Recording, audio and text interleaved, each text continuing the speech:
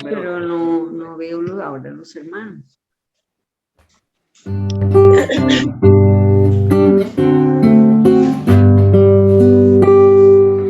Todo inclusivo es mi Jesús, la tierra de Canaán, con ríos y arroyos mil, es fuente y manantial. Cerros y valles siempre están brotando agua sin cesar. Me riega Él todo mi ser con vida. Tierra de trigo es Jesús, Él se encarnó y murió, mas la cebada ilustra su vida en resurrección. Tierra de higos, qué sabor, tierra del vino alegrador, Tierra de gran satisfacción, Cristo es. Oh, qué abundante y rico es el Granada en verdad.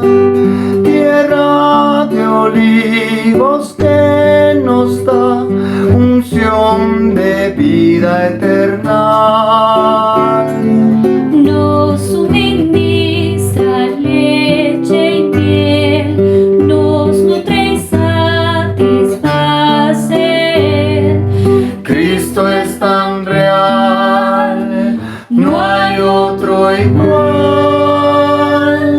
Cristo está. En Canaán comemos pan, aquí no hay escasez. Nada nos falta estando en Él, tan lleno y rico es. La tierra inmensa y vasta es, completo en todo es también. Se expande Él en nuestro ser sin cesar. Tierra de hierro Cristo es, emana autoridad. A este Cristo hay que cavar y al enemigo atar. Los sufrimientos al pasar, bronce bruñido nos harán, Para expresar su autoridad y brillar por esta tierra, oh Señor, te damos bendición. Todo inclusivo Cristo es, qué gran satisfacción. enséñanos a cultivar a diario en esta realidad. Gozo sin par es laborar en Canaán. Aleluya. Amén. Señor, te presentamos esta palabra. Nosotros no tenemos nada que no seas tú. Confiamos en ti. Abre esta palabra para no solamente conocimiento, sino revelación. que nos ayude a ser edificados, que nos lleve a edificar tu casa, tu morada, que tu iglesia sea expandida, que seamos todos infundidos de tu gracia a través de tu palabra. Gracias, Señor. Gloria al Señor, santos. Muy feliz de estar aquí con ustedes esta noche. Estamos ya en los últimos 2 semanas de este primer tomo de este alimento matutino, que es sobre la conferencia, sobre el entrenamiento, mejor dicho, de Josué, Jueces y Ruth. Y como ya han visto, este libro de Josué es un libro que, aunque es histórico, está lleno de tipología. ¿Saben? El tipo del pueblo de Israel con la iglesia es uno de los tipos más misteriosos y más especiales que existen. Porque es el único tipo activo y viviente que podemos observar. Todos los tipos del Antiguo Testamento, todos los personajes del Antiguo Testamento ya no están, pero el pueblo de Israel todavía está. Y dentro del reloj de Dios, Dios está marcando muchas cosas, por un lado, con la iglesia, pero por otro, con el pueblo de Israel. Y cuando miramos el pueblo de Israel desde la economía de Dios, entonces se abre toda la revelación de Dios. ¿Cuál es la diferencia de un estudio del Antiguo Testamento en cualquier otra esfera fuera del recobro del Señor? Es que en el recobro del Señor todo está alineado a la luz de la economía de Dios. Ahora, esta noche quiero llevarlos a un paseo, porque deseo que ustedes puedan ver y tener una visión más clara de los eventos. Así que hemos hecho algún trabajo de cartografía y análisis utilizando la Biblia y estudiando algunos expertos en el tema. Y hemos encontrado algunas cosas interesantes que me gustaría presentárselas como trasfondo a este hermoso bosquejo que estaremos trabajando esta noche. Este no es un tema nuevo. No es un tema nuevo. Muchos de ustedes se pueden parar y compartir sobre la buena tierra. No obstante, nos gustaría impresionarlos con la carga de Dios, el ambiente que había en el tiempo de Moisés, su proceso, su situación, en donde él mismo no podía ver que Dios estaba detrás de ese tiempo, trabajando en un tipo para nosotros. Y hoy nosotros lo podemos descubrir y lo podemos abrir. Y en el bosquejo que les enviamos, al principio espero que tengan 2 mapas. Claro está, hay algunos queridos santos que no están conectados directamente con los santos en Colombia y no tienen el bosquejo. Así que el hermano Juan Carlos va a hacer algo. No lo podemos tener todo el tiempo porque necesito verles y necesito verme para poder trabajar, pero sí vamos a mostrarles los mapas que creamos. Y usted quizás lo que le sugiero es que pueda sacarle una foto con su teléfono, si es que tiene doble equipo, y entonces pudiera preservarlos en el futuro y más adelante los puede solicitar con los hermanos. Pero antes de entrar en todo el bosquejo, vamos a dar una vuelta en todo este panorama en donde el pueblo de Israel se movió. Así que vamos a presentar el primer mapa.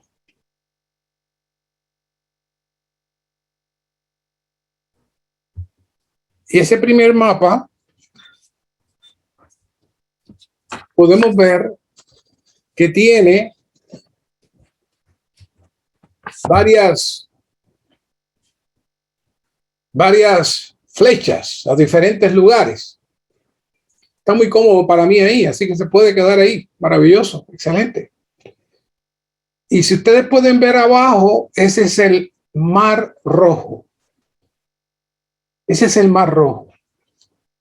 Y la Biblia es tan precisa que si uno se mueve con cuidado, descubre muchas cosas que el que no la mira con un ojo espiritual y con una visión, sencillamente no lo puede ver.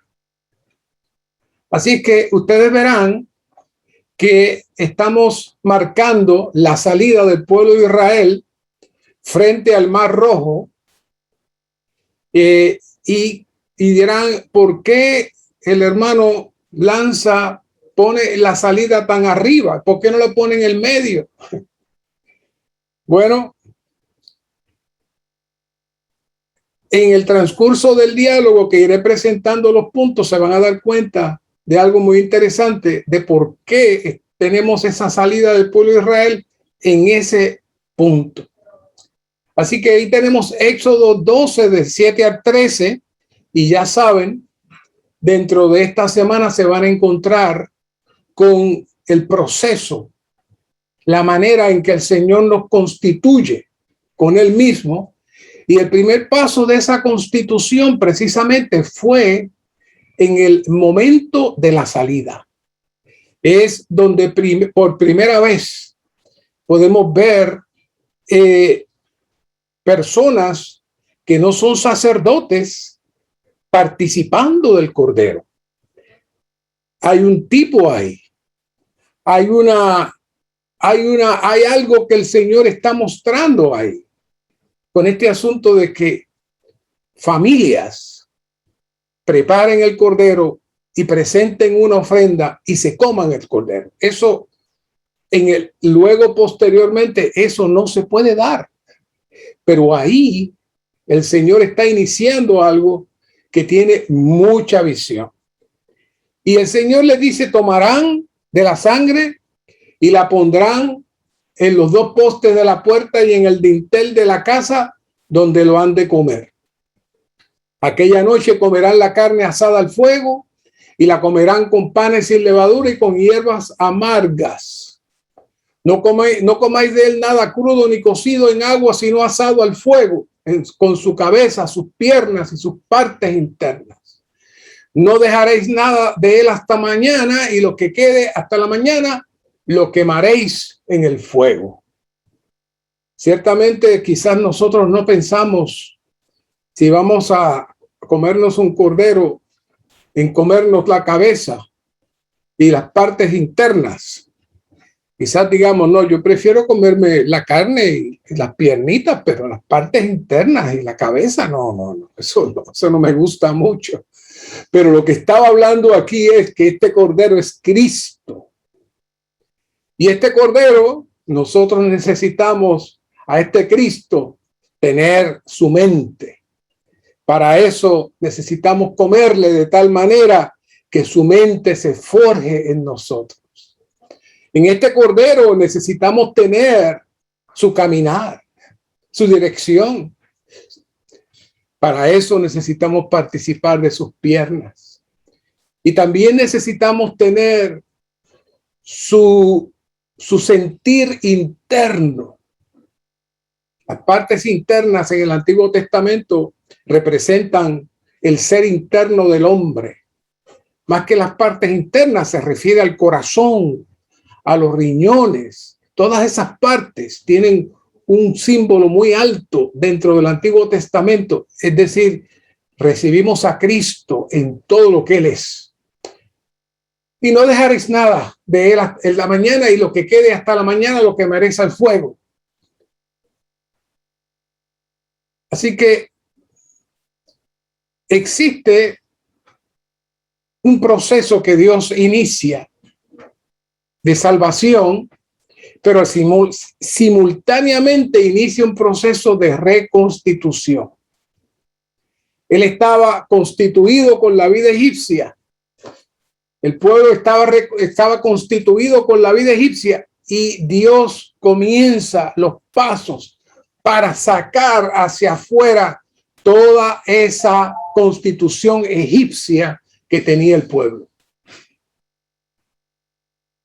Así comienza esta historia, que es la parte más crucial, más importante.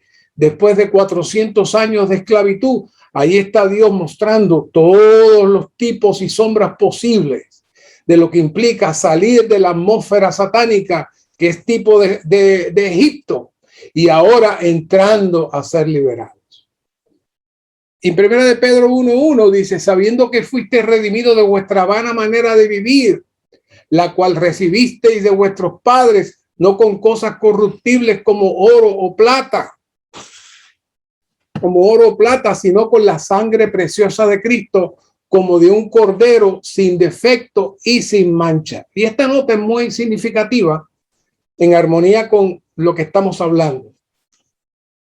Vivir, 1 de Pedro 1, 18, 19, la nota dice: vivir de una manera vana está en contraste con vivir santamente, lo cual se menciona en el versículo 15. A manera de principio general, podemos decir que la sangre de Cristo nos redimió de los pecados, de las transgresiones, de toda iniquidad y de todo lo pecaminoso. Aquí tenemos una excepción, pues se afirma que la sangre de Cristo nos redimió de nuestra vieja y vana manera de vivir. Porque aquí el énfasis en este versículo no recae en nuestra pecaminosidad, sino en nuestra manera de vivir. Todo el capítulo recalca la santa manera en que el pueblo escogido de Dios debe vivir durante su peregrinación. Tanto la santificación del Espíritu como la redención de Cristo tienen este fin: separarnos de la vana manera de vivir que heredamos de nuestros padres. Puesto que sabemos que esto fue obtenido con el más alto precio, la preciosa sangre de Cristo, debemos conducirnos en temor todos los días de nuestra peregrinación.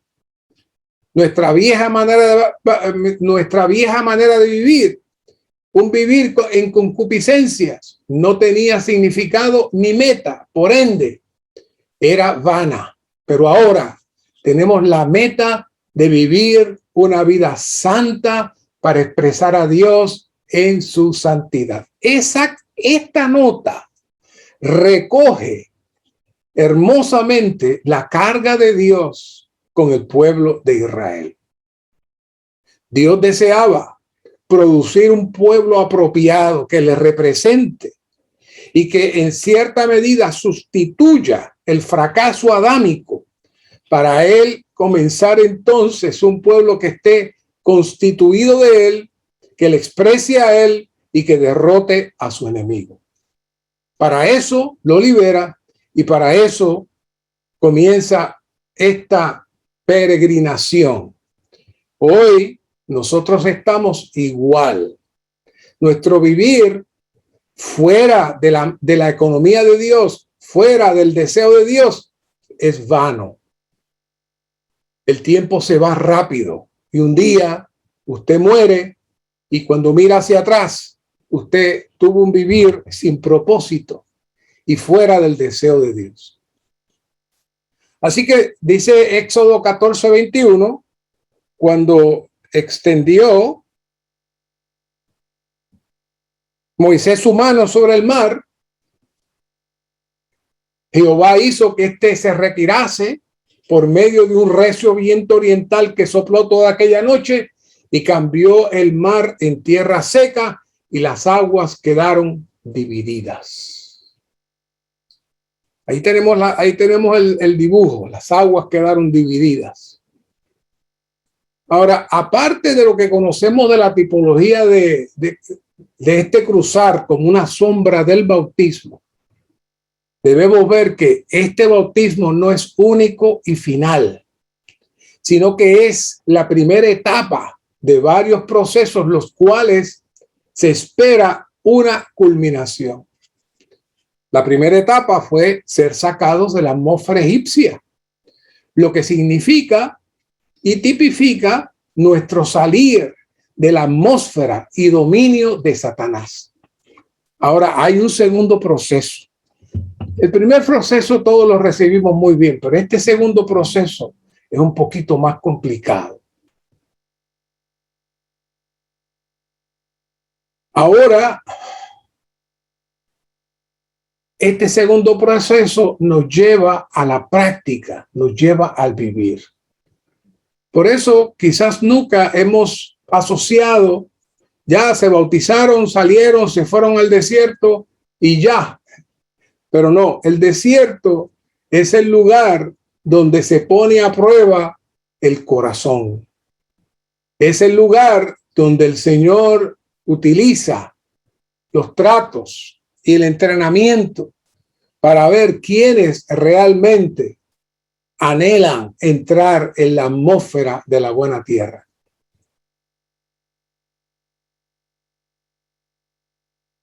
Y luego de ahí vamos a ver algo interesante que quizás no habían visto antes.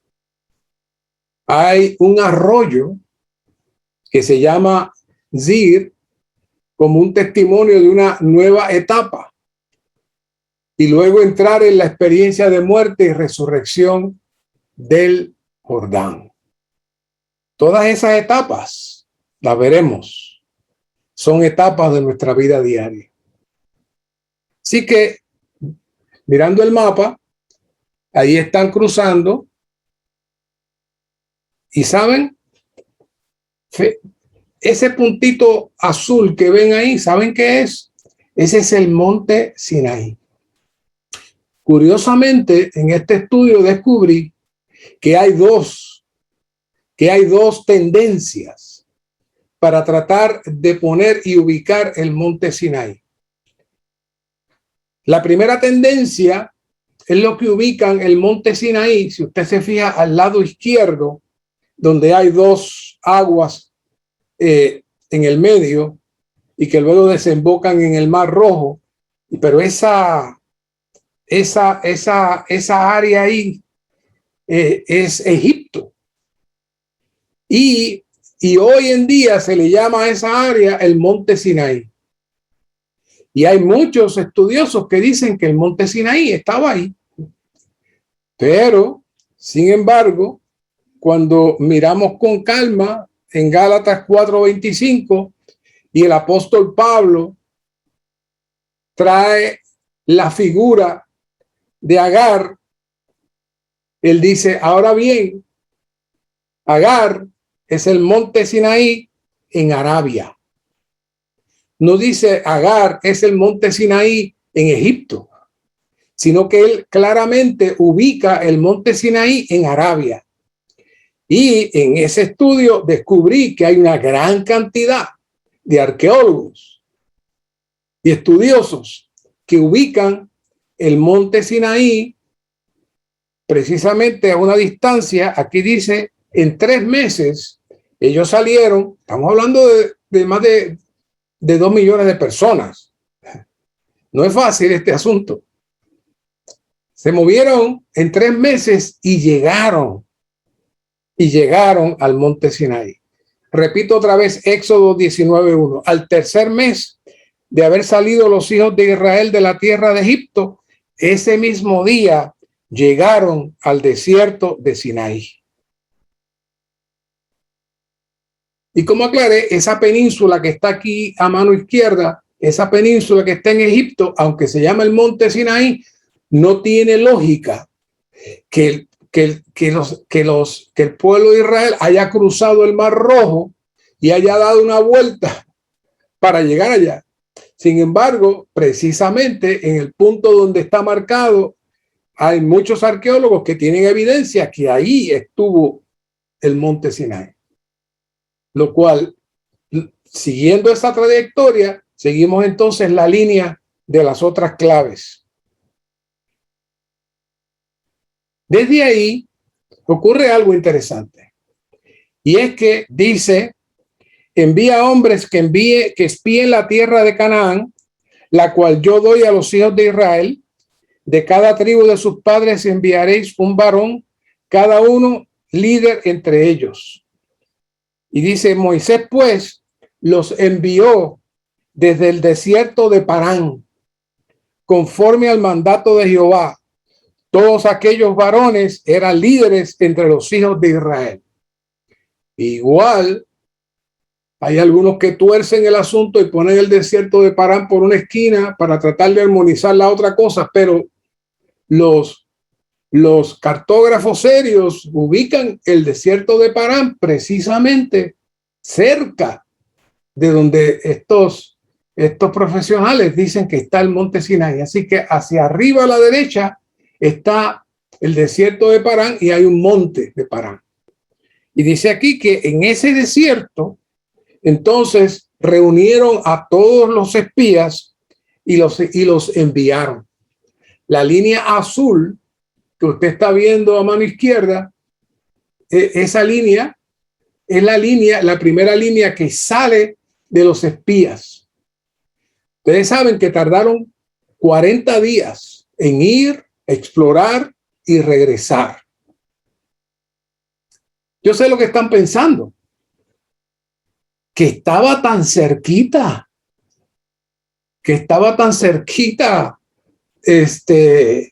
la tierra prometida y tardaron 40 años en llegar. Pues sí, pero eso lo vamos a explicar por qué y cómo y dónde fueron. En Deuteronomio 1:19 ocurre algo, y es que dice, y partimos de Horeb. Horeb y el monte Sinaí son sinónimos en la Biblia.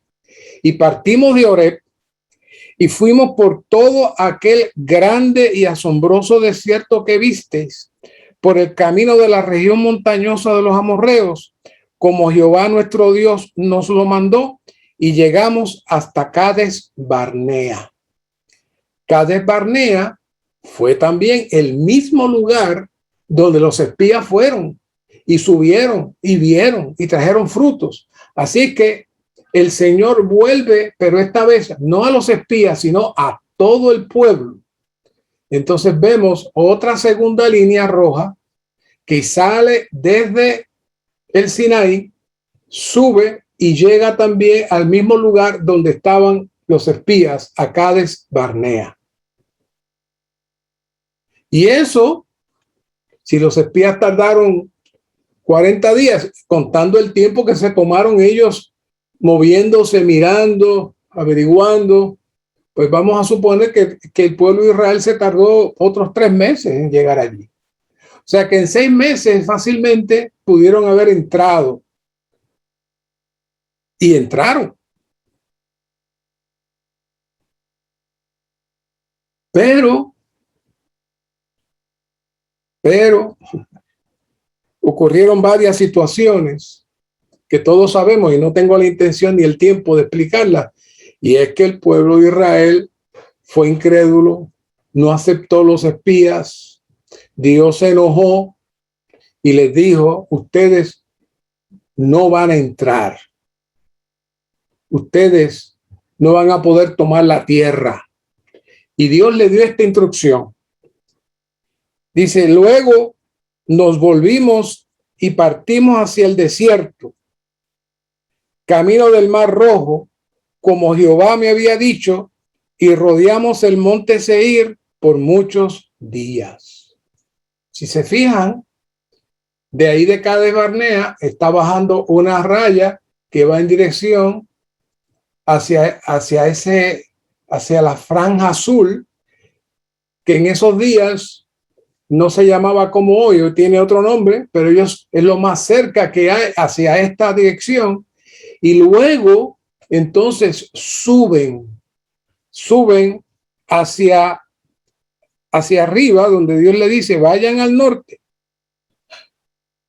Rodeamos el monte Seir por muchos días. El monte Seir es el punto azul que está arriba, está justo ahí. Vea y ahí aparentemente por alguna razón el pueblo de Israel se detuvo y empezó a explorar ese monte. Y entonces Jehová le dijo, bastante tiempo habéis rodeado este monte, volveos hacia el norte. Es decir, no sigan dando vuelta, vamos, suban hacia arriba, hacia el norte. Entonces vamos a ver que de ese punto azul sale la flecha hacia arriba. Entonces me habló Jehová diciendo, entonces levantaos ahora. Entonces llegan, ese es el punto, ese es el próximo punto. Ellos se dirigieron a ese arroyo que se llama el arroyo Ceret. Ese arroyo Ceret es muy significativo porque ese arroyo Ceret está en la tierra de Moab. Y si quieren la historia completa, está fraccionada entre Josué, Números y Deuteronomio. Si pueden moverse ahí, van a encontrar muchos detalles interesantes. Yo solamente estoy moviéndome rápido para que vean la situación. Así que ellos fueron hasta ese arroyo Ceret, y ese arroyo Ceret era muy significativo porque ese arroyo era la demarcación que al cruzar ese arroyo y a mano izquierda está el Mar Muerto, ya iban a entrar en la tierra que ellos querían capturar, la tierra que ellos querían ganar. Aunque Cades Barnea era parte de la tierra, pero esa no era realmente toda la tierra que ellos querían entrar a donde después de ese arroyo. Así que ese arroyo tiene una tipología también. Ese arroyo está hablando de una renovación, está hablando de dejar atrás todas las cosas y comenzar algo nuevo y diferente a lo que se había hecho antes. Y dice, levantaos ahora y cruzad el arroyo Ceret, y cruzamos el arroyo Ceret. Y esto que le voy a leer está muy interesante. Y los días que anduvimos en Cades Barnea hasta que cruzamos el arroyo Ceret fueron 38 años. Hasta que se acabó toda la generación de los hombres de guerra de en medio del campamento, como Jehová les había jurado. O sea que en esa área de Cades Barnea, toda esa península que está ahí, voltear ahí, dar las vueltas del monte Seir y luego subir arriba, ahí en esa área nada más se quedaron 38 años. ¿Qué les parece? Uno se imagina que ellos se fueron por el desierto de Sahara y que allí estaban perdidos. ¿Saben qué? Yo no encontré en ningún lugar que dijera que ellos estaban perdidos. Ellos estaban siguiendo la dirección que Dios le daba. Eso era todo. Y Dios sencillamente le dio ciertas direcciones en la misma área, como pueden ver.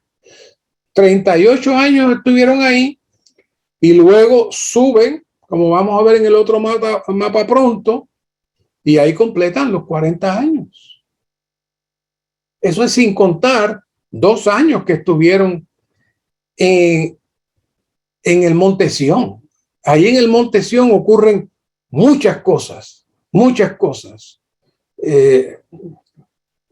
Pero de ahí del Monte Sión, después que se da la ley, se explica todas las cosas, entonces ellos salen y hacen esa travesía hacia Cades Barnea, bajan otra vez y suben, están alrededor de ese monte y luego suben entonces al arroyo de Seir Y cuando cruzan el arroyo de Seir, ya están en el área y en el ambiente donde Dios quería que ellos estuvieran. ¿Y por qué todo esto? ¿Por qué estamos explicando todo esto? Bueno, hermanos, piense los años que usted tiene y pregúntese, ¿qué vueltas estoy dando yo?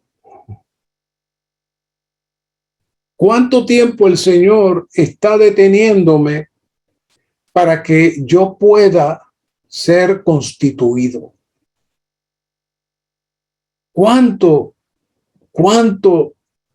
de la constitución egipcia aún yo tengo que no puedo ser completamente útil para Dios?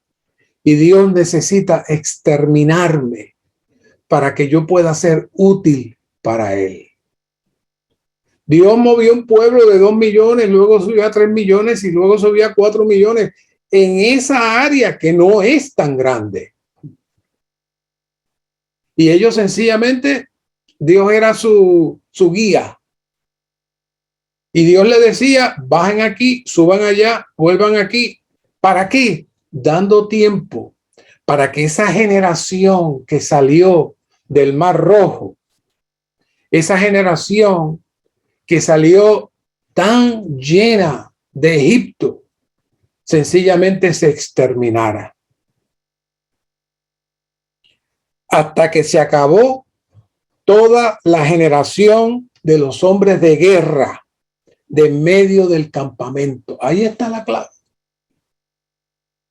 Ahí está toda la clave.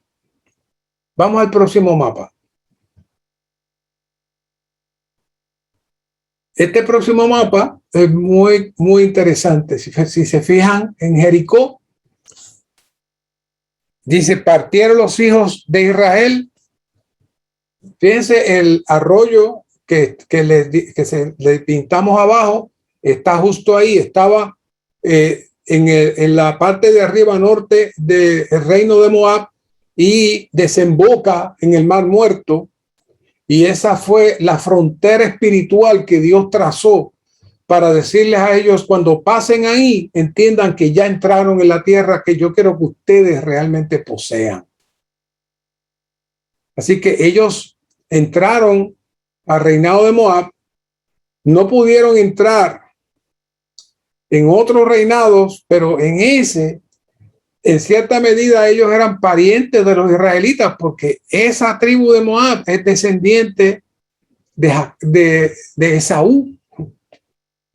Los descendientes de Esaú son ellos, pero obviamente no siguiendo ni adorando a Dios, se habían desviado completamente. Pero ellos, si usted lee con cuidado, va a ver que ellos estaban muy atemorizados de ver tanta gente. ¿Se acuerda la historia de Balaam? Pues ellos fueron los que trataron de contratar a Balaam para que maldijera al pueblo. Porque al frente, después que usted pasa, ve el riachuelo que está dibujado ahí, donde están los números y dice Jericó, toda esa área de ahí, esos 2 millones de personas con sus tabernáculos se asentaron ahí. Y Moab estaba súper asustado. Decía, esta multitud de gente entra aquí y acaba con nosotros. Pero Dios le dijo, no toquen a Moab.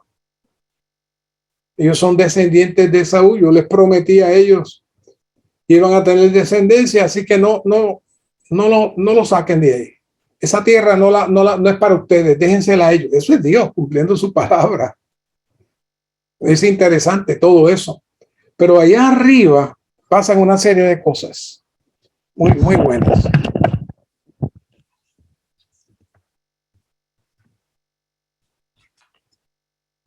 Pasan una serie de cosas muy buenas. Dice aquí,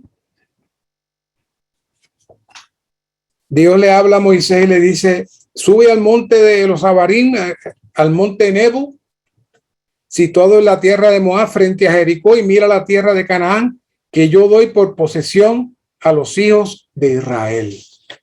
Que yo doy por posesión a los hijos de Israel.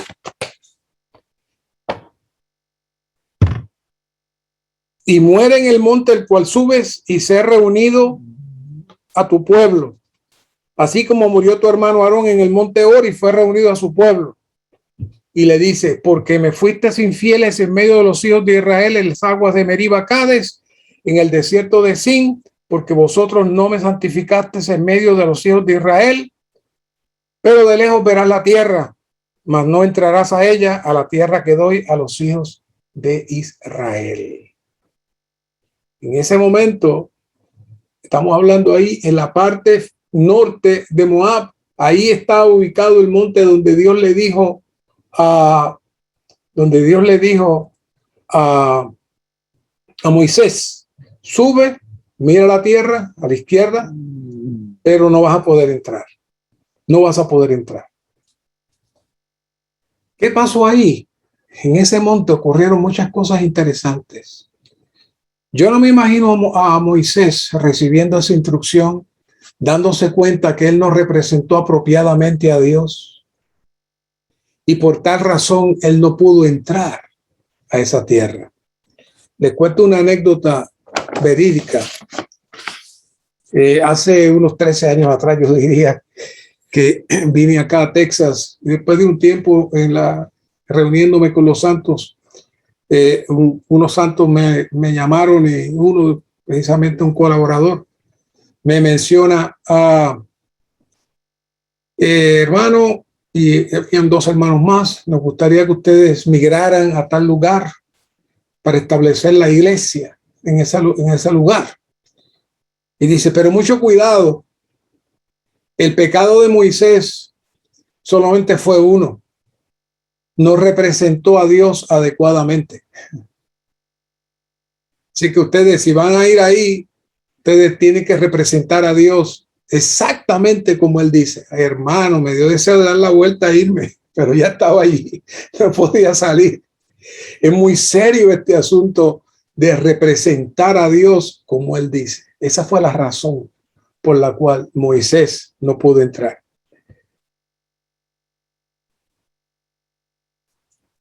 Ponemos otra vez la última.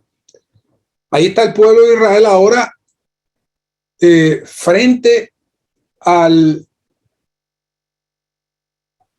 río Jordán, donde dice Jericó, está el mar muerto abajo, arriba sube esa franja que sube, ese es el río Jordán, y ese río Jordán es muy significativo, muy significativo. Y dice, y esto ustedes lo trabajaron posiblemente la semana pasada, pero quiero volver a rescatárselo, ustedes traérselo de vuelta. Dice, los hijos de Israel hicieron como Josué les mandó y tomaron 12 piedras en medio del Jordán, como Jehová les había dicho a Josué, conforme el número de las tribus de los hijos de Israel, y las llevaron consigo al lugar donde habían de posar. O sea que, si se fijan donde dice Jericó, ahí cruzaron el río Jordán, se detuvieron los sacerdotes con el arca, y ya saben que es lo que hablaba la semana pasada de tener responsabilidad y dar su vida por los demás. Y luego entonces ahí pusieron 12 piedras, pero luego tomaron 12 piedras más, cruzaron el río hacia el otro lado y pusieron 12 piedras más. Dice, entonces erigió Josué 12 piedras en medio del Jordán, en el lugar donde estuvieron los pies de los sacerdotes que llevaban el arca del pacto, y han estado allí hasta hoy. Y Josué, luego en el versículo 20 dice, erigió en Gilgal las 12 piedras que habían sacado del Jordán. La pregunta que yo les tengo a ustedes es, ¿cuántas piedras realmente había? Sé que me dirán, matemáticamente son 24. Pero las piedras que están en el fondo y las piedras que están afuera representan al pueblo de Israel. Quiere decir que para Dios solamente hay una sola piedra, unas que están en el río y otras que están afuera. ¿Saben? Dios en la cruz nos puso también en la muerte y luego nos puso en resurrección. Nuestro viejo hombre permanece en la cruz, como esas 12 piedras permanecieron en el medio del río, pero también ahora el Señor resucitó y nos sacó juntamente con Él y estamos fuera. Por un lado estamos allí en la cruz, pero por otro lado estamos en resurrección. Maravilloso tipo. Todo eso pasó ahí en Jericó. Ya conocen la historia de Jericó, los espías que llegaron, Rahab, que ya yo no le puedo llamar la ramera porque se dejó de ser ramera y se casó con uno de los hijos de Israel. Así que no le debemos decir más ramera. Ella sencillamente se convirtió de la familia de Dios y de su descendencia salió Jesús. Así que no le digamos más ramera, es Rahab. Y ahí está Rahab. Y gracias a ella ellos pudieron entrar y pudieron entonces continuar adelante y cautivar todo el resto de la tierra. Gracias a ella. Todo eso pasó ahí. La muerte de Moisés, la pasada espiritual del pueblo, que esencialmente lo que les quería decir es que es un solo bautismo. El primer bautismo fue en el Mar Rojo y ese bautismo fue para redención, para perdón de pecados. Pero ese bautismo tuvo un proceso en el desierto que en cierta medida fue otro bautismo. Y en ese otro bautismo muchos literalmente murieron. Y solamente los hijos salieron, que fue un tipo de resurrección también, y luego se confirma aquí en el río Jordán. Ahora, cuando ellos pisaron ahí, dice, el maná cesó. Y aquí entramos al bosquejo. Yo quería traerles una visión panorámica de todo este proceso, de toda la tierra, de todo el viaje, y cómo Dios trató con todo este pueblo y cómo Moisés finalmente fallece ahí en el valle de reinado de Moab, y cómo entra el pueblo a poseer la tierra después de 40 años en un área básicamente que no era tan grande, y ellos sencillamente estuvieron dirigiendo y siguiendo la voz del Señor, y Dios estuvo esperando que el pueblo contaminado finalmente desapareciera. Dice, después que los hijos de Israel entraron en la tierra de Canaán, el maná cesó. Nunca más tuvieron maná, sino que comieron de los frutos de la tierra de Canaán. El hecho de que cesara el maná en cuanto la gente empezó a comer del producto de la tierra indica que tal producto era la continuación del maná. La continuación del maná. El maná, consumido por Israel mientras vagaba por el desierto, tipifica a Cristo como alimento celestial provisto directamente por Dios a su pueblo escogido, que no requiere de la labor de quienes lo comen. Vamos a dedicar un rato a ese punto. Luego los demás puntos los podemos trabajar más rápidamente, pero este punto, hermanos, es tan grande. El rico producto de la tierra prometida dado por Dios a Israel mientras éste combatía en Canaán tipifica a Cristo como suministro de vida consumado, dado a los creyentes, el cual requiere que ellos laboren cultivando a Cristo. Ahora, según lo describe la tipología aquí, después de tomar posesión de Cristo, la tierra, debemos laborar cultivando a Cristo para producir algo en él. Producir algo de él que se convierta en nuestro alimento, nuestro suministro de vida. A medida que comemos a Cristo y le disfrutamos como el producto de la buena tierra, él llega a ser nuestro elemento constitutivo y así somos hechos iguales a Cristo en vida, naturaleza y expresión.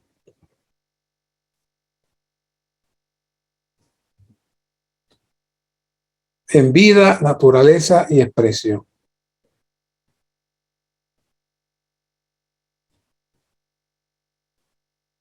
A fin de resolver el problema de la caída del hombre y realizar la intención original de Dios, se necesitan tanto la vida como la redención. Así que la redención jurídica efectuada por Dios mediante la sangre de Cristo Es el procedimiento para alcanzar la meta que Dios tiene de impartir a Cristo en nosotros como vida para salvación orgánica. Todo eso, todo ese proceso es la tipología que está escondida en esta nueva tierra. Ya vimos cómo el pueblo de Israel debía comer el cordero pascual con su cabeza, con sus piernas, con sus partes internas. Ya vimos lo que significa la cabeza, la sabiduría, las piernas representan las actividades, el mover del Señor, y las partes internas, el ser de Cristo mismo. Todo eso ya lo vimos. Así que necesitamos participar de Cristo en todo lo que Él es. Ahora, en el desierto, el pueblo de Israel comió el maná. Al darle a su pueblo maná,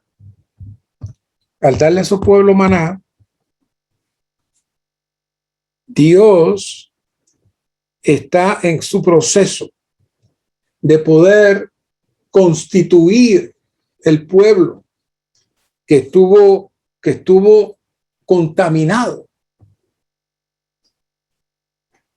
de la vida celestial.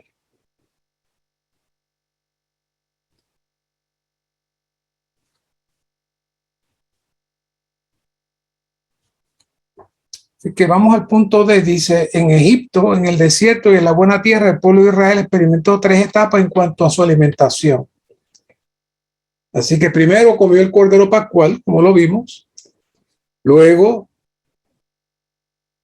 el pueblo de Israel participó de todo el cordero pascual, como lo vimos también. Y luego entonces entramos al segundo punto, que es el maná. Ahora, quisiera moverme a donde dice la palabra adicional, que es la clave que quería moverme hasta ahí con ustedes.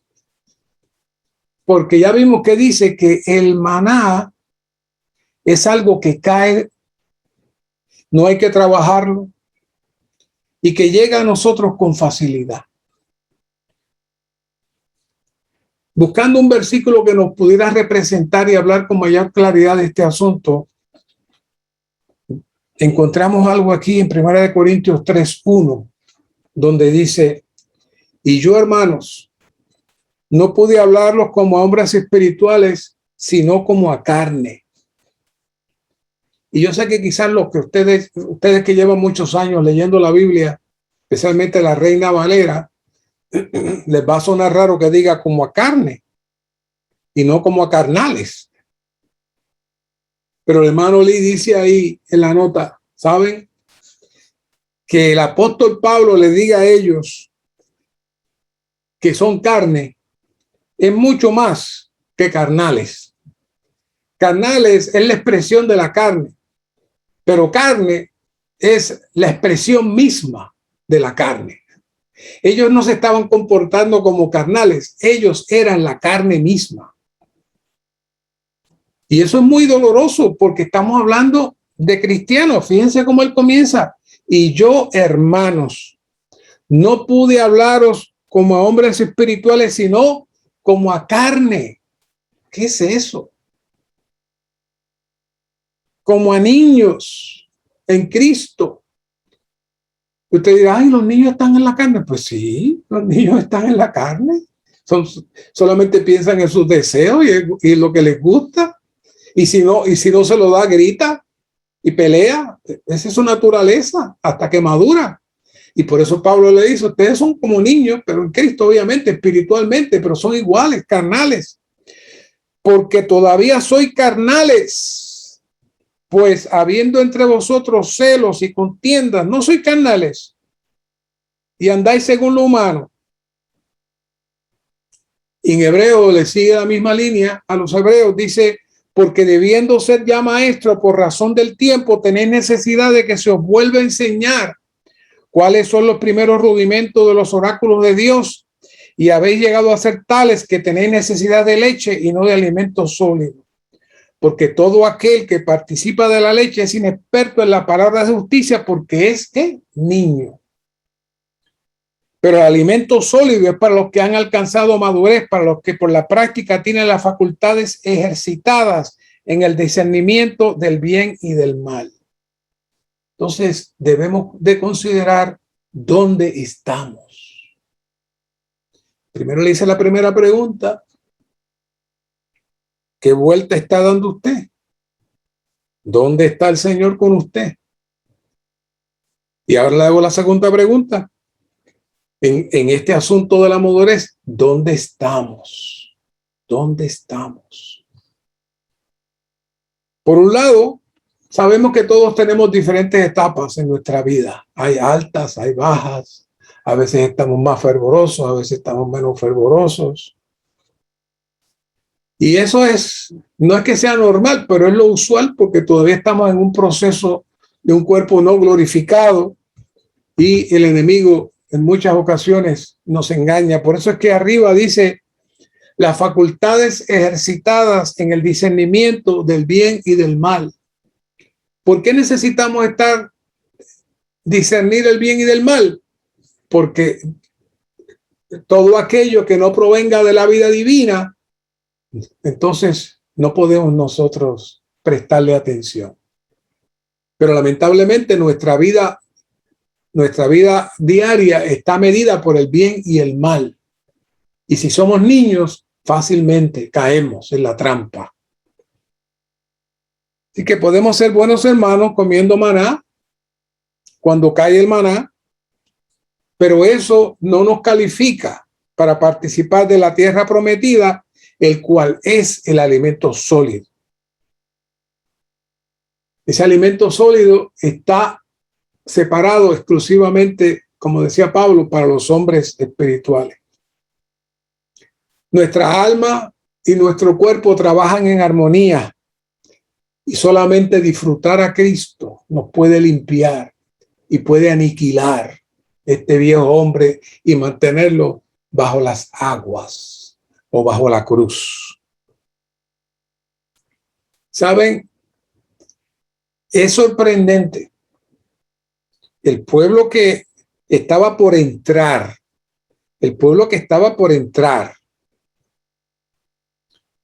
eran los descendientes de los que, como saben, entraron, pero murieron. Entonces, si se fijan ahí, justo en donde dice Jericó, que está entre el fin del río Jordán y el inicio del Mar Muerto, ahí había un lugar que se llamaba Sitim.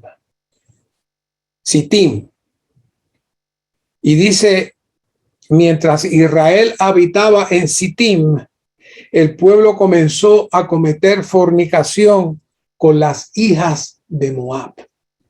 ¿Qué les parece? Después de esa travesía de 40 años, después de estar participando del maná, esos hombres que estaban ahí fueron tentados por las moabitas y comenzaron a cometer fornicación. Justo antes de que Dios introdujera a ese pueblo y que iniciase un nuevo proceso. ¿No les parece algo espectacular? ¿Saben? Y Dios es muy estricto. Pues estas invitaban al pueblo a los sacrificios de sus dioses y el pueblo comió y se inclinó a sus dioses. ¿Qué les parece? Estoy hablando de los hijos. Aquellos el Señor los eliminó y estos son los hijos y por la carne nada más. Ellos se dejaron seducir de las mujeres y hacer lo que ellas quisieran. Así se unió Israel, a Baal Peor, y la ira de Jehová se encendió contra Israel. Y Jehová dijo a Moisés: toma a todos los líderes del pueblo y ahórcalos ante Jehová delante del sol, para que el ardor de la ira de Jehová se aparte de Israel. Entonces Moisés dijo a los jueces de Israel: matad a cada uno de aquellos de los vuestros que se han unido a Baal Peor. Y justo en ese momento un varón de los hijos de Israel vino y trajo una madianita de otra tribu a sus hermanos ante los ojos de Moisés y toda la asamblea de los hijos de Israel, mientras lloraban ellos a la entrada de la tienda de reunión. La descendencia para Dios es lo más serio y lo más importante, y Dios no quiere que se mezcle. Pero este pueblo había llegado a tocar la sensibilidad más alta que Dios tiene en cuanto a la descendencia. Y cuando lo vio Fines, hijo de Eleazar, hijo del sacerdote Aarón, se levantó de en medio de la asamblea, tomó una lanza en su mano y fue tras el varón de Israel a la tienda y lo alanceó a ambos, al varón de Israel y a la mujer por su vientre. Así cesó la plaga entre los hijos de Israel. ¿Sabe cuántos murieron? Y murieron de aquella plaga 24,000. ¿Qué les parece lo que hace la contaminación y el pecado? Ahora, esta gente estuvo comiendo maná 40 años.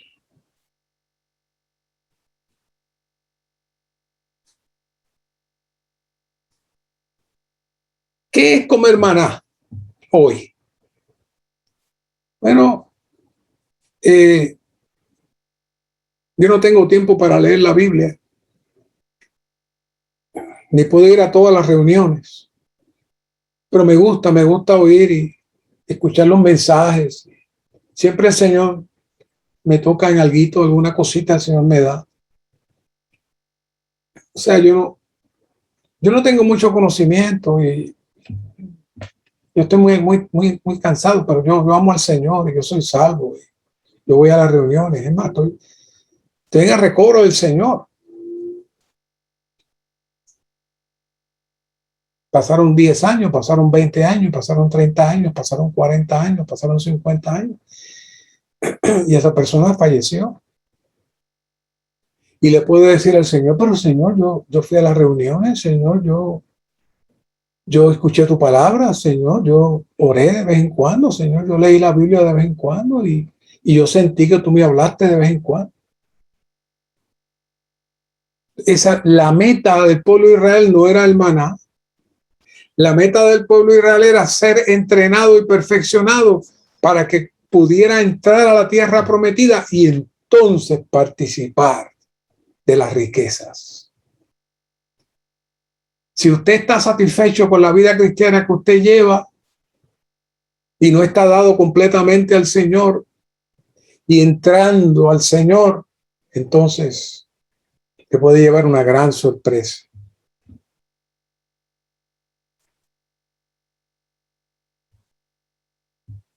El pueblo de Israel entró a la buena tierra y esa es la tercera etapa. Ellos comieron de rico suministro de la buena tierra, lo cual los constituyó aún más para llegar a ser un pueblo vencedor. La buena tierra era una tierra de trigo, de cebada, de vides, de higueras, de granados, de olivos, con aceite y de miel, todo lo cual tipifica las inescrutables riquezas de Cristo. ¿Cuánto necesitamos participar de eso ahora? Al disfrutar de las riquezas de la buena tierra, el pueblo de Israel conquistó a las tribus de aquella tierra, estableció el reino de Dios y edificó el templo como morada de Dios en la tierra. Y el punto J al final dice, a medida que comemos a Cristo como el producto de la buena tierra, Él llega a ser nuestro elemento constitutivo y somos hechos iguales a Cristo en vida, naturaleza y expresión para la edificación de la iglesia como el cuerpo de Cristo. Todas estas palabras las conocemos, pero ¿estamos anhelando realmente entrar? ¿Dejar de ser niños? Y entrar a participar de Cristo como nuestra realidad. ¿Se acuerda la conferencia que dimos antes de esta? Hermano, ahí está todo otra vez. Allí estamos hablando de entrar en la dimensión de Dios. De Cristo como el camino, Cristo como la realidad, Cristo como la vida, Cristo como nuestro alimento constitutivo dentro de nosotros. Y eso hay que elaborar. Eso hay que tomar tiempo. Porque ahí se nos va la vida. De lo contrario, usted puede fácilmente entrar en el pecado que cayeron estos 24,000 que murieron aquí después de estar 40 años comiendo maná, hermanos. Entramos al último punto, uno rapidito. el significado intrínseco de la asignación de la buena tierra es que nosotros, quienes tomamos posesión de la tierra, experimentamos al único Cristo de diferentes maneras. Y me voy a mover al B. Dice, después que Josué tomó posesión de la tierra, Dios le ordenó asignar la tierra que habían poseído e incluso la tierra que todavía no habían poseído. Y déjeme decirle, el pueblo de Israel tenía una gran cantidad de tierra y la perdió por causa de su desobediencia. En 1948, por la misericordia del Señor, se le asignó una pequeña porción. Luego, posteriormente, cinco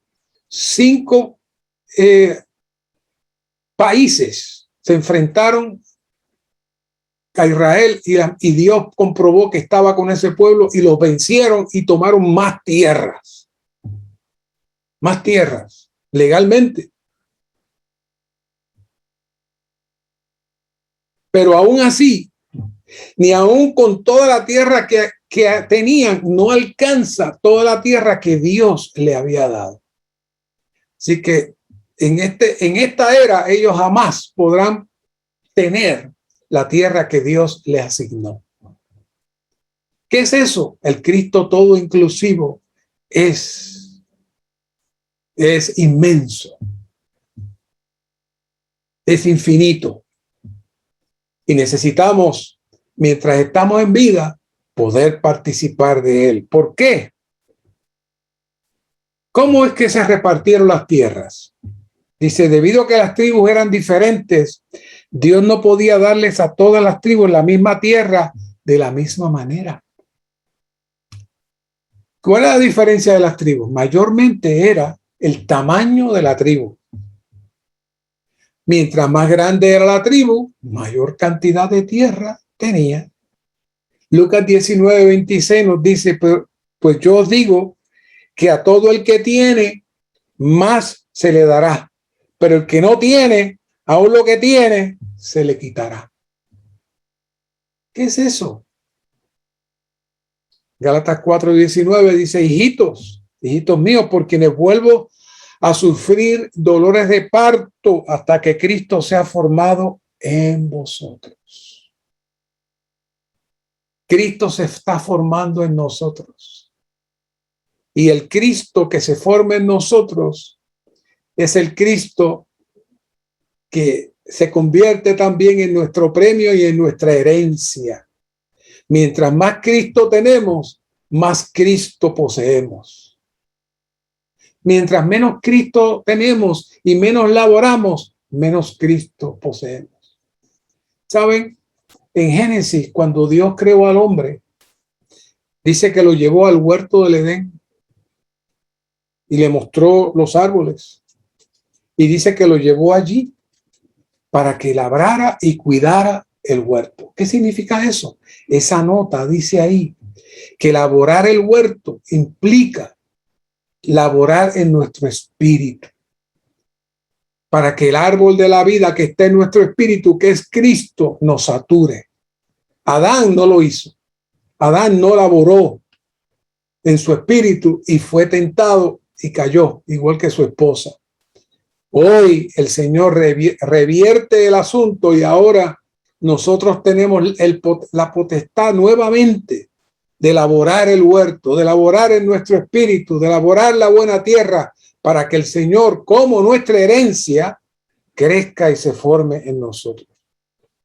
Esta nota dice, cuando por primera vez Pablo predicó el evangelio a los Gálatas y ellos fueron regenerados por medio de su predicación, Cristo nació en ellos, pero no había sido plenamente formado en ellos. Aquí el apóstol volvía a sufrir dolores de parto para que Cristo fuera formado en ellos. Que Cristo sea formado en nosotros significa que Él ha crecido en nosotros hasta alcanzar plena madurez. Primero, Cristo nació en nosotros cuando nos arrepentimos y creímos en Él. Luego, Él vive en nosotros en nuestra vida cristiana y finalmente será formado en nosotros en nuestra madurez. Es necesario que Cristo sea formado en nosotros para que seamos hijos mayores de edad y herederos de la bendición prometida por Dios, para que seamos maduros en la filiación divina. Esa es la meta. Si no somos maduros en la filiación divina, es decir, que la vida divina crezca en nosotros y nos cautive y nos sature, entonces podemos seguir comiendo maná, pero podemos recibir una sorpresa como la recibieron las 5 vírgenes. Mateo 25:3 dice: porque las insensatas, tomando sus lámparas, no tomaron consigo aceite.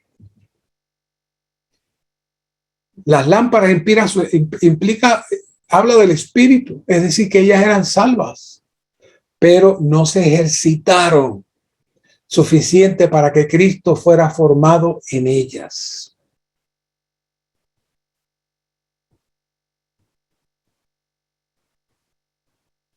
En Colosenses, el punto C dice, en Colosenses 1:12, Pablo se vale del concepto de la tierra todo inclusiva al hablar de la porción de los santos. La palabra griega porción también puede traducirse parcela, refiriéndose a una parcela asignada. Yo hacía mucho tiempo no escuchaba esa palabra porque de niño yo recuerdo en mi país que a las personas pobres el gobierno le asignaba lo que se conocía como las parcelas. Y las personas podían edificar su casita en esas parcelas. Así que mi concepto rápidamente vino aquí, en donde el Señor también nos tiene una porción asignada. Y esa porción asignada viene dependiendo de cuánto Cristo tenemos. Cuando Pablo escribió la epístola a los Colosenses, tenía en mente el cuadro de la repartición de la buena tierra a los hijos de Israel y usó la palabra porción, teniendo el relato del Antiguo Testamento acerca de la tierra como trasfondo. Punto 4. La porción asignada a los creyentes neotestamentarios no es una tierra física, es el Cristo todo inclusivo como espíritu vivificante. Las riquezas de la buena tierra tipifican las riquezas inescrutables de Cristo en sus diferentes aspectos, como la abundante suministración provista a sus creyentes en su espíritu. Ahí está donde tenemos que elaborar. Ahí está donde tenemos que elaborar. El punto D y el último punto, en Hechos 26:18, Pablo se refiere al Cristo todo inclusivo como ¿qué? Como nuestra herencia. Como resultado de que nuestros ojos fueran abiertos y de ser trasladados de la autoridad de Satanás a Dios, no solamente tenemos el perdón de pecados, sino que también recibimos una herencia divina. ¿Qué es la herencia? La herencia es Cristo mismo, que está en nosotros esperando que nosotros trabajemos para renunciar a nuestro viejo hombre y dediquemos tiempo para ganarle a él. Esta herencia es el propio Dios triuno, con todo lo que él tiene, todo lo que ha hecho y todo lo que hará a favor de su pueblo redimido. Este Dios triuno está corporificado en el Cristo todo inclusivo, quien es la porción asignada como herencia a los santos. La buena tierra verdaderamente es un tipo del Cristo todo inclusivo, la corporificación del Dios triuno procesado y consumado que nos ha sido dado como nuestra herencia. Ahí había alrededor de 2 millones de personas. Y de esos 2 millones de personas, vieron que fallecieron 24,000 por dedicarse a la carne y al pecado. Pero hubo un gran grupo que entró y batalló. Y están todas las historias ahí de esas batallas y cómo esas tierras fueron ganándose poco a poco. Y hoy en día necesitamos ser esos que cruzan el Jordán, permanecemos por un lado bajo el agua y por otro lado entramos en resurrección y nos enfrentamos al enemigo, no con nuestra fuerza, sino con el Cristo que está en nosotros, que el enemigo huye Y mientras más grande es este Cristo que se desarrolla en nosotros, por un lado más grande es nuestra herencia y más rápido el Señor tiene la manera de derrotar a su enemigo y que su iglesia, su casa, sea edificada. Que toda esta tipología y toda esta historia tenga hoy una visión más clara para nosotros de ver a un Dios fiel que va trabajando con su pueblo poco a poco hasta lograr su objetivo, que es que hayan personas apropiadas que Él pueda utilizar para que su economía se lleve a cabo. Si las personas no son apropiadas, no colaboran con el Señor, entonces se hacen inútiles para Dios. Y el final es la muerte. El final es la decepción. Pero hoy estamos aquí. Hoy estamos aquí. Y hay esperanza. Así que, queridos santos, levantémonos y recibamos esta herencia y dediquemos tiempo para que el Cristo que nació en nosotros crezca y pueda expresarse en nosotros y nosotros expresarnos, no como niños, sino como, decía Pablo, hombres espirituales maduros. Gracias, Señor, por este tiempo y por esta palabra. Fórjala en nosotros, trabájala en nosotros, haz la realidad en nosotros. Danos una visión de todo este andar, de este pueblo, y que nos veamos nosotros en ellos, para no perder el tiempo en algo que trae muerte, sino dedicar nuestro tiempo y nuestra vida para ti. Gracias, Señor. Amén.